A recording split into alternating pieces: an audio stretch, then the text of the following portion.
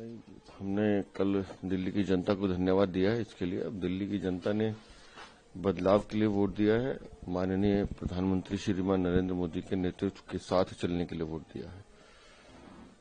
तो अब जो जो हमारे संकल्प पत्र में है उनको पूरा करने के लिए अब काम शुरू करेंगे। और कल माननीय प्रधानमंत्री जी ने भी कहा है कि हम सबको अब दिल्ली को विकसित राजधानी बनाने के लिए काम करना है, तो उस दिशा में काम करना है। सर, आपको क्या लगता है कांग्रेस ने आम आदमी पार्टी की वोट पे डेंट किया है? हम इसे डेंट नहीं मानते। दोनों पार्टी अपने अपने वर्चस्व की लड़ाई लड़ रही हैं और राजनीतिक क्षेत्र में हर पार्टी को अधिकार है चुनाव लड़ने का। अब अगर ऐसे देखा जाए तो आम आदमी पार्टी ही कांग्रेस के सारे वोट लेकर पार्टी बनी थी, तो अब ये उनको तय करना है कि उनको कैसे अपने पैरों पर खड़ा होना है, लेकिन हम तो दोनों पार्टी को शुभकामनाएं दे सकते हैं। तो इंडिया अलायंस का क्या फ्यूचर है, क्या लगता है वो, क्योंकि आप कांग्रेस इधर लड़ रही है? नहीं, इंडिया अलायंस नाम की कोई चीज बची नहीं है जी। ये हर जगह इनके झगड़े हैं और ये सब लोग स्वार्थवादी लोग हैं जो भ्रष्टाचार में आकंठ डूबे हुए लोग अपनी अपनी सुविधाओं के हिसाब से ये हाथ मिलाते हैं और हाथ झटक लेते हैं।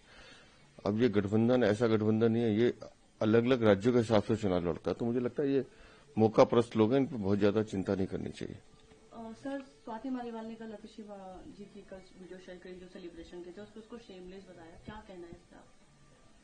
अब एक महिला ने दूसरे महिला के लिए टिप्पणी की, मुझे नहीं बोलना चाहिए, लेकिन आतिशी मार्लेना को इस बार का एक बार आत्मचिंतन करना चाहिए कि जब उनकी पार्टी के मुखिया और बड़े बड़े धुरंधर जिनको वो अपना नेता मानती हैं वो सब चुनाव हार गए, उसके बाद कितना सेलिब्रेशन करना और किस बात का सेलिब्रेशन करना ये उनको सोचना चाहिए। कल संदीप दीक्षित जी ने भी परवेश वर्मा जी को ट्वीट करके बधाइयां दी कि वो उस कॉन्स्टिट्यूंसी से जीते, तो एक तरह से कहीं न कहीं वो भी चीज की सराहना कर रहे हैं, तो क्या कहना है? नहीं, हमारे जितने भी प्रत्याशी जीते हैं और जो नहीं भी जीत पाए, लेकिन हम 70 लोगों ने बहुत मेहनत और ईमानदारी से चुनाव लड़ा है।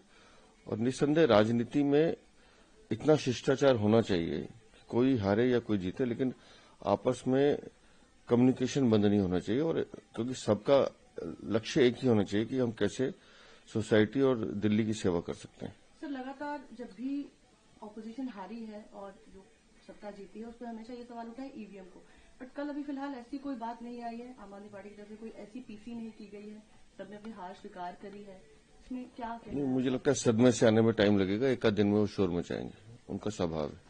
प्रधानमंत्री जी ने कल शाम को बीजेपी मुख्यालय में जो लोगों को एड्रेस किया आप सभी के सामने, और उन्होंने ये बात कही कि जो सीएजी की जो रिपोर्ट है वो दिल्ली असेंबली से पहले होगा। ये हम अपनी चुनावी रैली में भी कह चुके थे कि जैसे ही पहली कैबिनेट की बैठक होगी 14 सीएजी की जो रिपोर्ट है वो विधानसभा पटल पर रखी जाएंगी और जितने भी घोटाले हुए हैं उन घोटालों की जांच के लिए एसआईटी का गठन भी किया जाएगा। सर, गवर्नमेंट कब तक फॉर्म होगी, विधायक दल की मीटिंग और सीएम फेस किसको हम मान सकते हैं? अब ये निर्णय तो हमारे केंद्रीय नेतृत्व को करना है और मुझे लगता है हमारे लिए ये प्रश्न बेमानी है, क्योंकि अब हमारा सबका फोकस विकास के लिए है, दिल्ली को कैसे बेहतर बनाना उस दिशा में काम करेंगे।